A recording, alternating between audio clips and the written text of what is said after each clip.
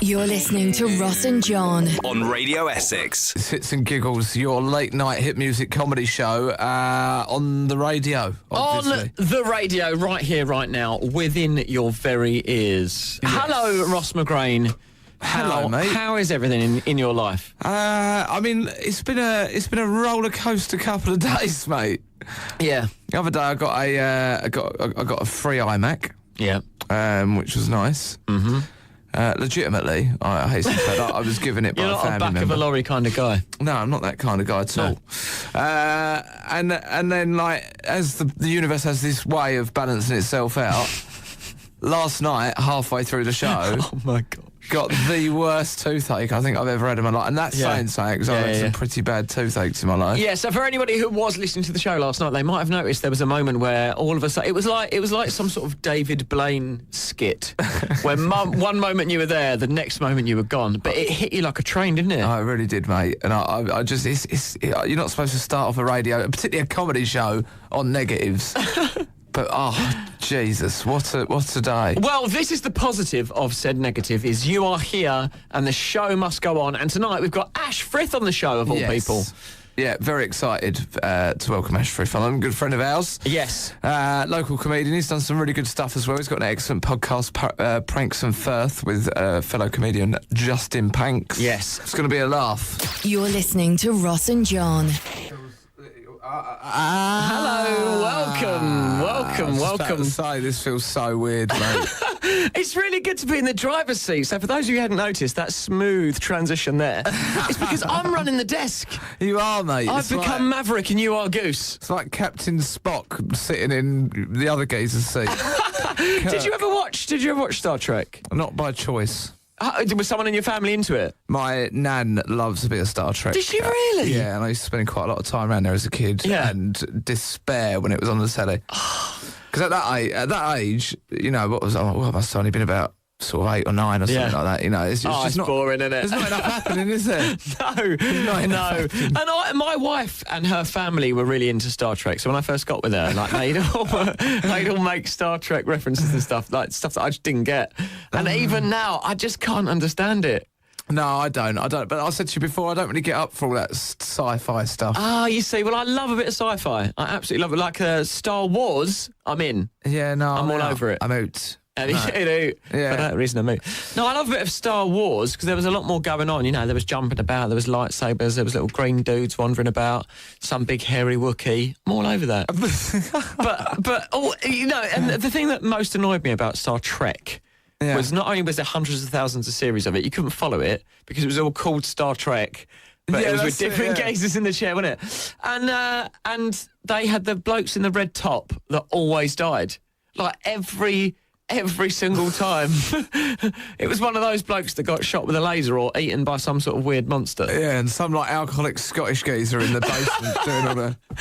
I don't think he was specifically alcoholic. No, maybe not. But he was called Scotty, wasn't it? Isn't that a bit of a racist That's what name? I mean, yeah. I think maybe that's where I'm getting mixed up. I knew they had some kind of stereotype involved.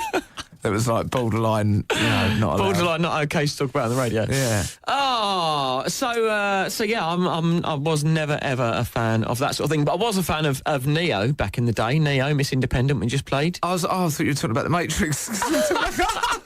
Legitimately, I was just about to go. Oh no, I was into. I liked the Matrix, the first one.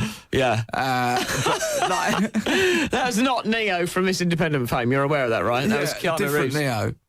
But yeah, I loved the first one. But like, you know, why do another one? Like when you've got a story like that, you know, he finds out at the end that he is the one. Whoa! Spoiler alert! You got to say spoiler alert before you announce stuff like that. This is the Matrix. Yeah. Man. I know what happens at the end of Star Wars. Yeah. Yeah, well, but you that's can't announce it on the, you know, thing. People might have not seen The Matrix. It's happened now, mate, isn't it? Well, I think I caught you just in time. Why don't you give it a bit more of a... Just in time? I already said it. What do you All right, okay, ruin it for everyone then. Spoiler alert, Ross is about to ruin The Matrix for those of you who missed it the last time. Here it goes right now. Go on. Neo's an anagram of the one. So like he finds out at the end of it that he's the one. Yeah. And, you know, you can dodge bullets and all that. So what happens next? That's the end, isn't it? And I remember going to see the second Matrix film, and this isn't a spoiler alert because it's happening in like the opening bit. There's like, the agents, which are like the bad guys. Agent Smith. Yeah, it's just one geezer in it, and there's loads of them. Yeah. Loads of the same geezer. Yeah. And so like he's fighting one of these agents, and then another one turns up, and then another one turns up, and then another one turns up. It's like someone's like hit select all, control C, and just copy and paste. Yeah. And so and it gets to a point where there's literally like 10,000 of these things. And he's fighting them all off, and then he just flies away. And I was like, I'm not watching the rest of this. I got up and left the cinema, mate. I'm not joking. You're listening to Ross and John on Radio Essex. Ross McGrady and John Oakes on the Hits and Giggles. Thanks for sticking this on. Your late night hit music comedy panel show with guest Ash Frith in the studio. Hello, Ash Frith. Yeah, woo, woo. Yeah, I'm very good, thanks, mate. Oh, it'd be better if your mic was on, though. Just, I'll tell you what, talk to Ash, and I'll tell you what, I will talk to the lovely Ash Frith. So, for those people who don't know, we have the awesome Ash Frith in the studio. Would you like to say hello to us, Ash Frith? I'll do it again. Hello. Hey! Smooth. There he is. I'm sorry, I should explain to you. I don't run the desk normally. Normally, Ross is Maverick and I'm Goose. Yeah. I'm the one sitting in the back, ready for the ejector seat. For those of you who get haven't crushed against the glass. In the way. Oh, spoiler alert for Top Gun. Anyone who hasn't seen it? He's like a hall monitor on the radio. Listen, you can't. 1986. If you have not seen Top Gun, you're not going to see Top Gun. Yeah. What are you talking about? Top Gun's a great film. Yeah, but I'm saying if you haven't watched it, no one's tuning in to Top Gun now. What's your favourite? Do you prefer Top Gun or Cocktail? If you had to pick a Tom Cruise film right now. Top Gun. Well, there you go, you see. There you go. I'm a Cocktail guy. I bet you are. No, I did like Cocktail. Great film. Yeah, Great I fancy film. myself as a bit of a flair bartender in my time. Oh, I see. That's it. Yeah, you do actually. Yeah, a little bit. Can You're you quite do good, the though. old, throwing over your shoulder, catching behind your back? Yeah, he's actually all right at it as well. You know when somebody's modest about something, they go, "No, I'm all right at it." I'm not modest about anything, let's be honest. I live for my arrogance. He's quite good. Anyway, hello, Ash Frith. Yeah, you're right. Hello. I'm really sorry. good. I feel like I haven't seen you for 24 hours. 24 hours in this very studios. It's good to see you, mate. Thanks for coming on. Thanks for having me. I'm so excited to be here. I even live tweeted my journey. Did you? Did you? It took me like 7 minutes. Better get on there and like What that. happened in the 7 minutes that was worth live tweeting? Can I Snow, ask? mate. Loads of snow. Oh, yeah. None of your guests have battled through the conditions to get to this studio. come on, Through mate. blizzards. There was a Hoff monster in one part of the journey. There were 8 flakes. Did you say Hoff monster? is Yeah, it? you know, from Star Wars, the one that... This is what I'm talking don't about. get Ross this doesn't reference. know Star Wars. We talked about it like 10 seconds I ago. thought you were talking about a new David Hasselhoff character or something. The Hoff monster. I Ross think we've all seen that video. He's never seen Star Wars. You've never... What?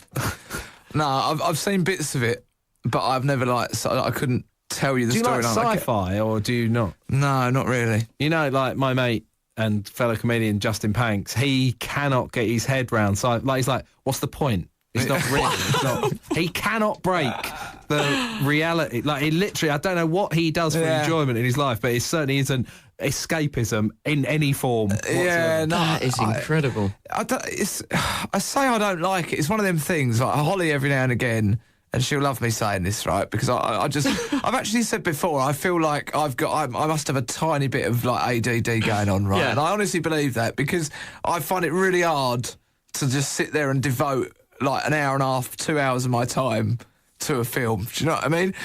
Because I feel royally mugged off if I've not enjoyed that film. I'm never going to get that time back. That's the problem with society today, mate. You feel like it owes you something. I'm never happier than if I watch a film and I hate it and I've got something to whinge about for the next 2 hours. Oh, I see. Okay. Yeah, I mean, I suppose I do like whinging. Yeah. So, you know, maybe I'm blindsiding myself and I actually do like... I'm more angry if I go and go, yeah, brilliant. It was brilliant, that. They said it was, and it was. Yeah, oh no, I love seeing a brilliant film and I'll talk about it for ages and I'll probably tell you this. Have you seen that film? I watched Bohemian Rhapsody and really Oh, here we enjoyed it. go. I can't watch it. I can't watch that. A Star is Born, La La Land. Why not? None of that. Because it might be good, and then what? Then what have I got? Oh, I see. It makes sense. All right, what about Mary Poppins? Have you seen the new Mary Poppins? No. I'm not See, very much like your Star Wars, I've got Disney blindness. I don't. right, yeah. I don't. I've got a boy. He was never into Disney. Yeah. I've just never watched him. What a waste. Wasn't into Disney or wasn't allowed to be into Disney? I mean, whatever I want to happen to that boy, it doesn't come into it. I've tried to force him into football. He's got no interest in football whatsoever. So I don't know. I can't. Good lad. That's what we like. So we talked a bit a minute ago about Ross's. He really doesn't enjoy fantasy. But I'm going to say something that'll blow your mind now. No. Hold He's on a big fan of Harry Potter. Yeah. No, you're not. He is. Huge Harry Potter fan, mate. Yeah. Look, Ash Frith's face and that silence says it all. Can we just clarify something here, though? That I read the first book. I read all the books, the first 4 books before. No, I'd read all the books before I watched any of the films, right? Ross reads books. No, I don't. Only know, those the 4. point. I used to read books more often when I was a kid, to be fair, but a lot more often than I do now. But I'd been sent to my room one night. I can't remember what for. My sister had the Harry Potter books, and she had left the first one in my room. And I was up there like fuming, you know, when you're like screaming hateful stuff to your mother through the pillow, and I hate you. So I calmed down. I was like bored, and I picked up that book and started reading it. And it was honestly the most captivating thing I've ever. Can I amaze you? You've never read or watched Harry Potter? Well, not that. Yeah. But exactly the same thing, sent to my room, and there was a copy of The Restaurant at the End of the Universe, which is the second book in the Hitchhiker's Guide. Right, okay, yeah. Travelodge or whatever it is. And exactly the same thing. I was so angry, I just picked it up, started reading it, couldn't stop reading it. I must have read all of those books 10 times. They're my favourite thing ever. Maybe and it's there's exactly the something in same it. story. Just like, I'm going to show them by reading. Take that, society. That's debatable. Did you see the story about the bloke who was owed 600 quid from the building site? Oh my goodness, we've all wanted to do it. Oh, mate. I mean, he's living out some dreams there, isn't he? But Is this true? Is this actually or is it all alleged? Well, I think That is the problem. Again, the problem with Twitter, that someone says that guy's owed 600 quid, so he's driven Are we talking about it now? The digger, So yeah. he drove a digger through the front of the unopened Travelodge.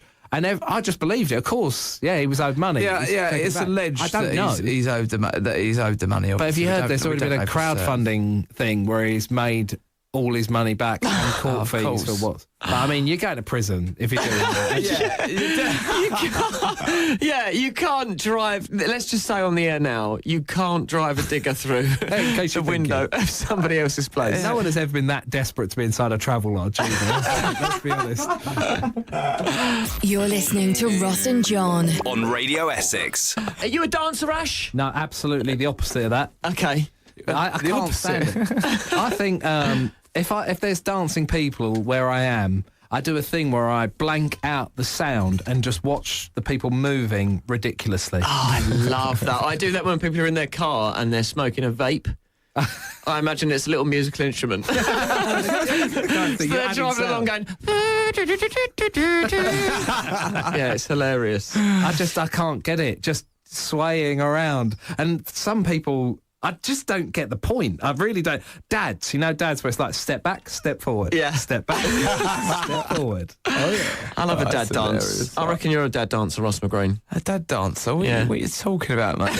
I've got skills. You're either a dad dancer or you're super like Sean Paul, down on your knees doing some sort of weird bob thing. No, I mean I don't dance really. I mean unless I love my reggae ska music and I get a little bit of a knees up. Oh, okay. Skank on. So for those of you who, for the benefit of the tape, Ross is doing screw face right now, which is his only dance move. Obviously. I just don't get it. I cannot understand forced dance. And when people go, come on, dance. Come on. No, I'm not going to dance. Come on. Why do you want me to come up? I'm going to be miserable. You're spoiling my night. Leave me sitting here eating breadstick. But it's your wedding, Ash. It's our first dance. Gig Reflex. Ash Frith is a stand-up comedian friend of ours. And true. a very good stand-up comedian as well. Thanks, mate. That's all right, mate. No worries. It's nice of you to say. You've got one of my favourite jokes ever. and that is the one about your son. The Darkness is Coming. I think you've got on your set list as True. Do you, first things first, how do you feel about talking about stuff live on air? 'Cause I know some comics are a bit weird about. I don't care. Great. Okay, well done. He is like the hall monitor of radio. Like you'll get into a conversation, you'll mention a brand, and he'll be like, "Other brands are available." I feel very safe with John. That That's is all I'm because saying. I've spent so much time with Ross McGrain. I'll tell you what, when it comes to working the desk, he is an absolute wizard. Honestly, he's like he's got fingers in all sorts of pies. He's incredible. But He nearly spat everywhere. exactly, that's the thing. You can't trust him with anything else. No, that is true. I mean, just a word of advice to any budding radio presenters out there: having your fingers in pies is not advisable when you're working. Why? I've got to ask. Why is the desk covered in pies? I don't know. It seems like an error. It's a radio dream, isn't it? Oh. Just covered in pies. So yeah, we can talk about that now. Ash is all right with it. You can talk about this Thanks, incredible mate. joke. It's a great joke. cheers. So yeah, no, it is a good joke. I mean, I don't know. Other than telling it, I don't really know how to talk about it I now. don't think Really. we can talk about it. Telling a joke now would be bad, wouldn't it? It's like when someone goes, "Oh, someone said you got a brilliant joke about X, Y, Z," and then you go, "Oh no, this is fine, thanks." Oh, tell it, Yeah, and then God, you I tell hate it, and they go, "Nah." Do you still suffer from that thing, being a comedian, when someone says to you, "Oh, you're a comedian, tell us a joke"? Yeah. Oh, it's my biggest. I don't do anything socially. I refuse because For that reason. it's so annoying, and it seems like such a petty thing. But I went to a wedding last year, and I mean, we were a long way from home. Someone came up to me and said, "Oh, someone tells me you're a stand-up." I went, "Yeah." He went, "Go on then, tell us a joke." Oh, I went, "No." He went, "Go on, tell us a joke. Tell us." "Oh, what do you do?" He went, "I lay flooring." I went, "Lay us a bit of floor. Just lay us a little bit of floor."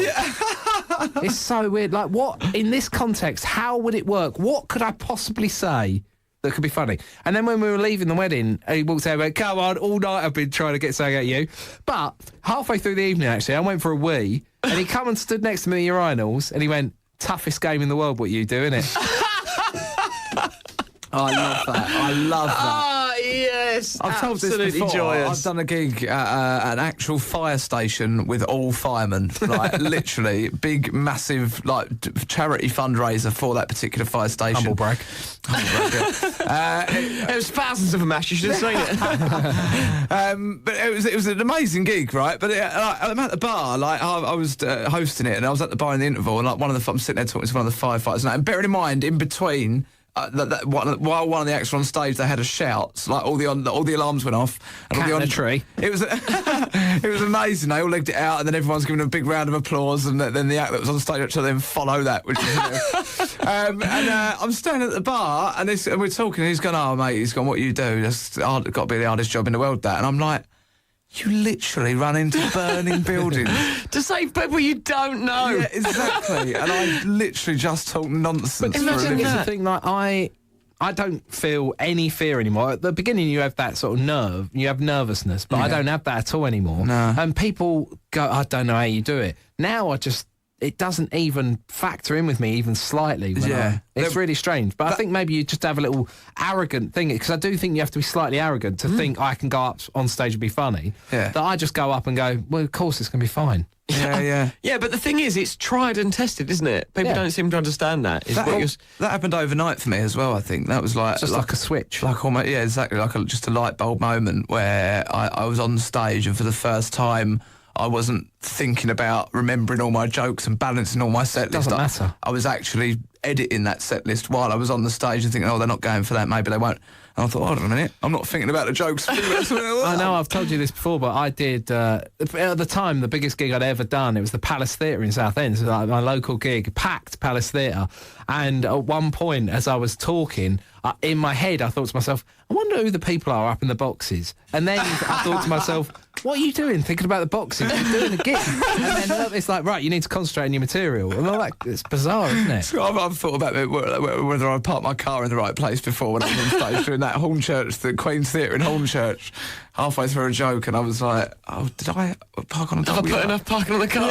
All right, so since we're talking about gigs and we've segued slightly neatly into it, let's do a bit of gig reflex. How's that sound to you, Ross McGrain? Yeah, let's do that. Let's put the fader up before you hit that button. He knows what he's talking about, doesn't he? Right, so what I want to do is I want to lift up this fader here and then press this button. Gig reflex. Yes! Nailed it. Did you say that, Ash Frith? I actually did that. Double-fingered as well. It's the only way. So this is, of course, Gig Reflexes, where we talk a little bit about gigs. So you talked about a Hornchurch gig, was it? Or was that you, Ross? That was me, yeah. Okay. Yeah. A gig in Hornchurch. So, yeah. I would. Big up Hornchurch. Well, I think because this is a bit of a special gig reflex, isn't it? Because you and I have got some wonderful gig stories. Yeah, together. you sent me an email saying, let's talk about some of your bad gigs. I said, just sent back a picture of your face. And this is a recurring thing. You put on, not the gigs that you put on. I should point that out. Your gigs are lovely gigs. Thanks, mate. Do book me. This is a thing as well, because everybody we've had on so far who's ever done a gig with Ross has said the same thing. I only book people that have done my gigs and want to continue getting. Yeah, they're like, oh yeah, all your gigs are lovely, but every single person has got one horror story about doing a gig I've with got you. a batch of them. That's why I'm I here. know you have. Yeah. Actually, you know what? Clear the rest of the schedule. I'm just going to talk about the gigs me and Ross have done. There's a few that spring to mind. Okay, I mean, the first most obvious one is the Cookie Monster debacle. Yeah, that was. I blame myself for that to a certain extent because I booked it. I booked it. Yeah. It was all the whole everything was there to make sure it was a bad gig, wasn't it? It was almost shockingly starting so. very late at night. It was 90% men. Yeah. Which is always a bad sign. It was in someone's house. It was in a flat, mate. In a high-rise flat in Ilford. I'm not joking. That's all you need to know. And I had to bring a PA system. Well, we had to bring a PA system with us. Did I bring the PA system? Yeah, of course you did. And we packed it into What what car were you paid driving for? in as well? Your little tiny car with all the speakers packed into it. And then we've got to the bottom of this block of flats in Ilford. And there's a doorman there, and he's like, "You ain't bringing them speakers And up I here." was like, fair play, mate, we really can't. You're absolutely right. Because I'm awful when it comes to it as well. I couldn't argue my way out of anything. It's like, do you think you bring that in here? No, of course we're not. It's just ridiculous. Just wanted to show my mate what it looks like. And then while we're having this conversation, like Ash is looking at me with absolutely no colour in his face whatsoever, going, "I just don't want to do this gig anymore." The people who were having the party were smuggling my speakers behind the security guard into the lift. No way. Awful. Got it up to their credit, got it to the flat, didn't they? I did. And then I realised that I'd forgotten one of the leads, so we couldn't use it anyway. Oh no. And then we just did this gig to 12 drunk people in the living room of a flat they had rented for the weekend. Kids running about in between. There was. Do you remember there would be vomit in the corridor next to an empty bottle of Bacardi Breezer? I mean, all of these things. Any other line of work, you'd go, nah, not today. I'm not doing it. Yeah. I'm not going to work in this environment. But we were like, come on, we might as well do this. It'll be all right. We're here now. And that's the thing. Once you're there, particularly in that environment, who's going to be the one to say, "I'm not doing this"? Me No, now. You I've now. learnt my lesson. I just do that now. I go, nah, I'm not Well, interested. that's probably because you bore the brunt of that gig, didn't you? Because I went on. I went on first, didn't I? And just struggled for 20 minutes, and then brought you on. And then, inexplicably, a geezer just got up dressed as a Cookie Monster and wrestled you to the ground. You can't even get through that sentence. He was the only person in fancy dress, and it was so bad. I hadn't noticed he was in fancy dress until the moment he attacked me on stage, which is so weird. It's like, oh yeah, of course he's in. Of course he's the Cookie Monster. And then, but the best of it was, I was so angry. So pure rage driving back, I've never seen a man laughing so much in all my life. And he was just like, he went, you'll see the funny side of this eventually. I was like, I won't. This is never going to be funny. And I said, no, the key thing is, I was like, no one's going to remember, no one's going to believe me that he was the Cookie Monster. And you went, he will. I went, no one, I swear no one's going to believe it. You went, he will. I went, how can you be so sure? And you went, because I was taking pictures. Yeah. Oh, it is just the best photograph I've seen in a long time. If you know Ash Frith, though, and you was to say, look, I'm going to put Ash Frith in this situation, anyone would crease up, I think. And I was standing there thinking, this is amazing. Ash has made a career out of that picture. Yeah, you got an Edinburgh show out of it in the end. You're listening to Ross and John. On Radio Essex. We were talking earlier about my tooth situation going to the dentist, and you're not very good with dentists either, are you? Bad with dentists. And you blew my mind. Do you mind talking about this on air? Let's talk about it, mate. Let's talk about it. We're doing It's it late, now, isn't aren't it? we? It's like a therapy session, really. I'm settled. The studio's dark. I can see the pier. Unless you're listening to this on a podcast at in the morning on your commute on the way to work, in That's which true. case you're about to hear a pretty harrowing story. Yeah, I'm an idiot. You're not an idiot. You've just got a bit of a fear of needles, haven't you, going on? I'm a bit terrified. Yeah. Yeah, and I'm not too bad with needles, but I have got the anxiety with the old dentist, and that's why I'm in the situation I'm in now. And I think this is the problem, isn't it? Because I've got a bit of anxiety with the dentist, and it gets to a point where it gets so bad, and I don't want to be patronised by the dentist or the dentist receptionist. It's like, well, we're only finding out about this now. I remember. They don't think like come that. on now. That's the difference. That's the Yeah. thing you put in your head. It's like, they're going to think I'm such an idiot. Yeah, They they don't don't. care. It's like when you go to the doctors for something that you've put off. You know, like, I've been to the doctors for, I've been for prostate check, but for other checks, and you think, you build it up all day. It's like, I'm going to have to take my bits and bobs there in front of the doctor. That doctor couldn't care less about your junk. Yeah. Literally couldn't. It's not he's never thinking about it again. But No, for you, yeah, it's yeah. a huge You're thing. probably the fifth one he's seen today. Yeah, and yet, saves lives. It's such a big That's it, deal. yeah. The thing is with the toothache, though, what I just cannot get my head around is Don't that get your junk out in the dentist. I definitely don't. Is that because a dentist, by definition, will have pretty good teeth, right? So they've never had toothache.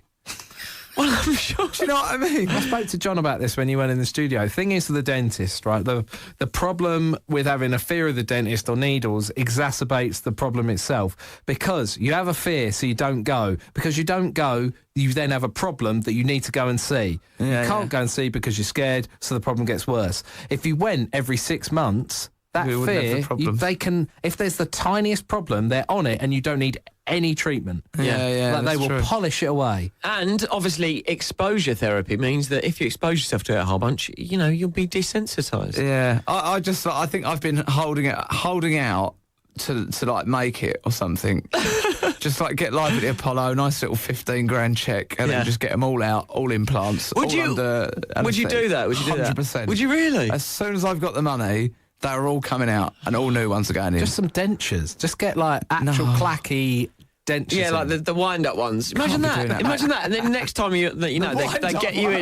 The next time they get you in for live at the Apollo, you could just be like, zzz, zzz, zzz, take them out across the desk. It'd be amazing. I couldn't have dentures because they would just come out all the time, and then I'd end up being one of them dads that take them out to scare the kids.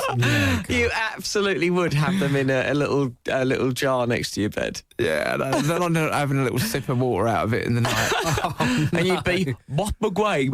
It's not possible. Yeah, but so it's actually slightly well, because I was pleased to hear that you have had a problem with the dentist, because no one else has. That's a horrible thing to say, but I know what you mean, yeah. But you know what you feel like, because as a man as well, there's pressure on you to be manly, and someone already twice I've had someone say, just man up and go and get it checked. I hate that. And I hate that word. Gillette taught us nothing.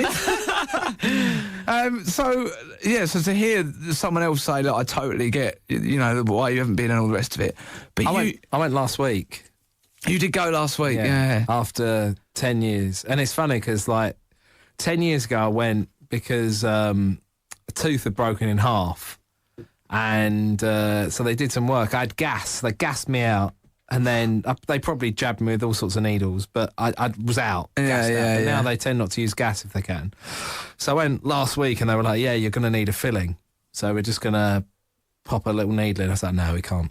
Can't do that. And they said, okay, right, we won't stick it in your mouth. We'll put it in the back of your hand. I said, no, that's still a needle. There can't be needles in this room. So they're like, right, okay, well, the only alternative is we just do it. And so I went, yep.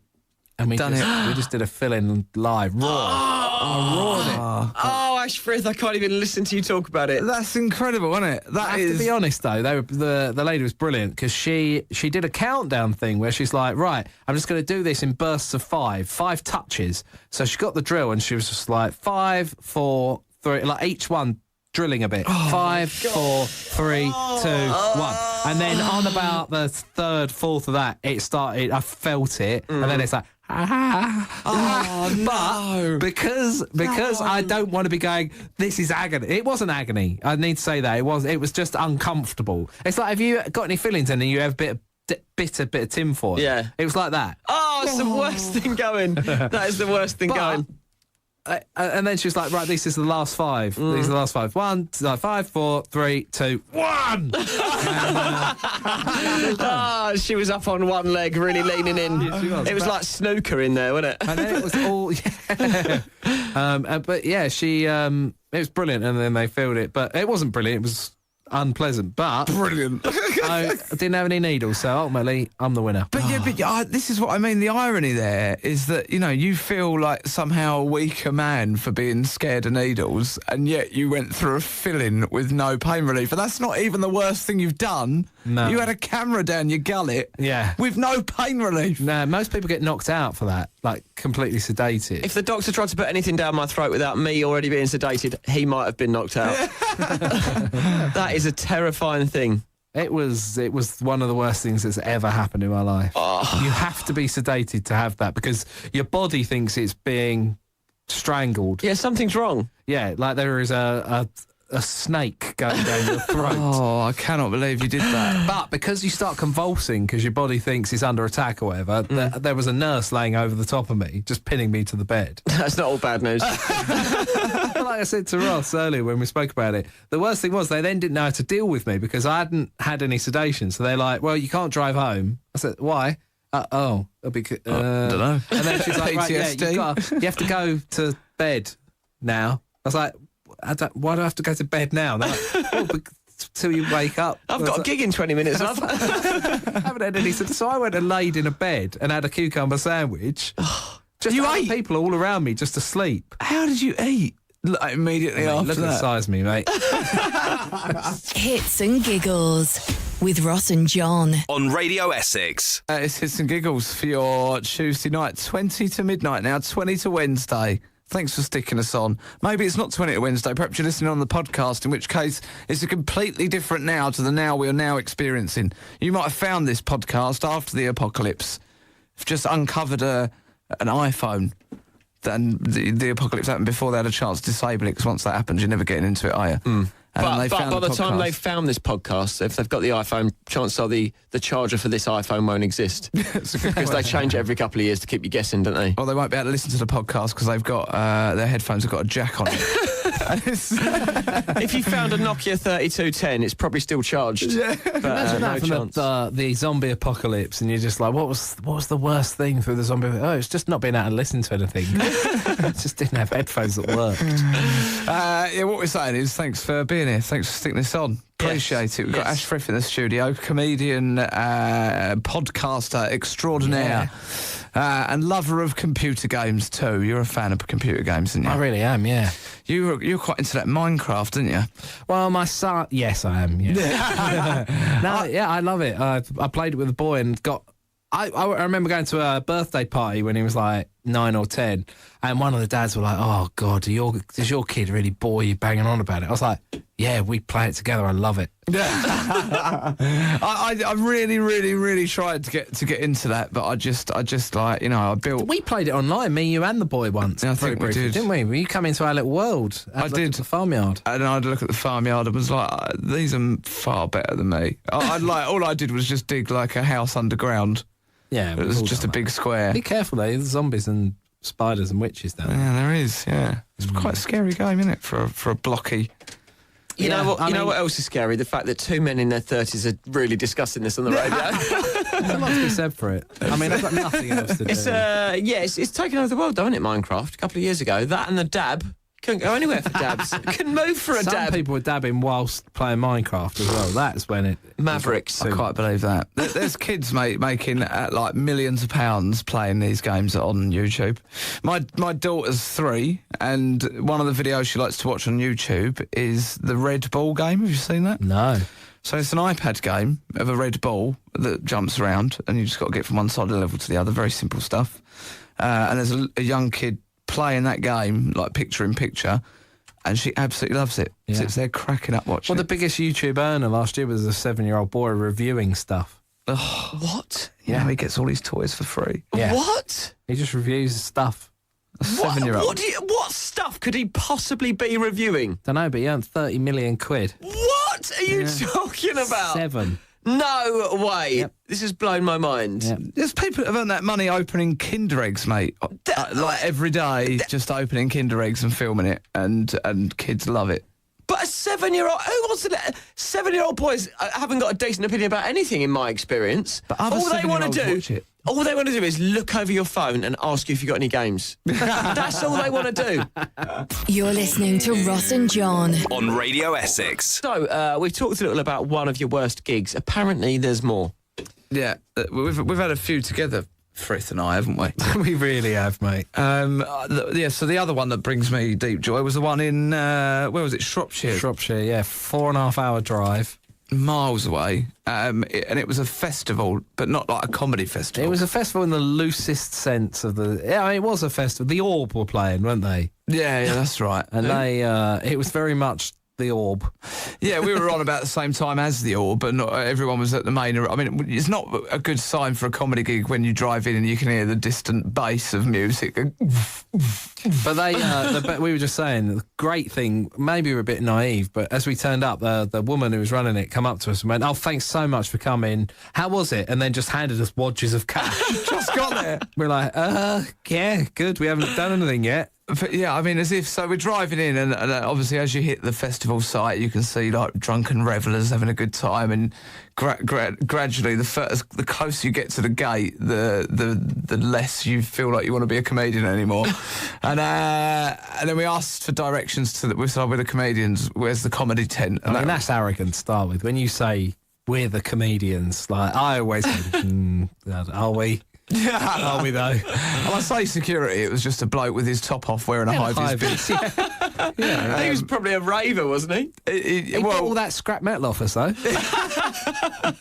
Oh, no, that was Rag and Bone Man. He was on the alternative side. The security guard goes, "Oh, you want that just over in the distance there? You can just see the top of a tent, a purple tent. I mean, it's just that purple tent over there." So we've travelled like over the hill, and as we've got closer, this marquee, there's 4 people that were just, let's say they were a little bit inebriated, dancing to like acid house music or something. a DJ who was just sitting on the stage with a little laptop playing this acid house music, and he looked like he'd been to like more raves than my nan's had years on this planet. And there was a chalkboard outside with comedy written on it. And that was, No, that's wrong. At that point, they were painting the chalkboard. Oh, no. They hadn't actually painted the chalkboard to then write the words comedy on it in chalk. yeah. We knew we were in for a long night. And when I got there and I said to the DJ, I was like, "We're the comedians, mate." It was like, "Oh, great," and just switched the music off, put the mic down the not stage. even a and see you fade. later. Oh, it's like John Oates running the desk. But then Ross, they just went, "Just start." So Ross did some sterling work, got up on stage and just started talking. There's no one there. For 40 minutes. Ross talked to an almost empty room of disinterested children, some of them. Yeah, that was when I experienced one of the best heckles of my life, and halfway through a bit, shall we say, a girl of no older than 11 just dragged her sleeping bag to the middle of the floor in front of the stage, laid down and went for a kip. Radio Essex. Ashford, thank you so much for coming down, mate. Appreciate it. Absolutely loved it. Thanks for having me. What you plugging, mate? What can we plug for you? Play my podcast that I do with comedian Justin Panks called the Pranks and Firth Show, or Pranks and Firth Podcast. You can get it everywhere you get podcasts. It's called that because people get our names wrong all the time. Cheers, Steve. You're listening to Ross and John. On Radio Essex.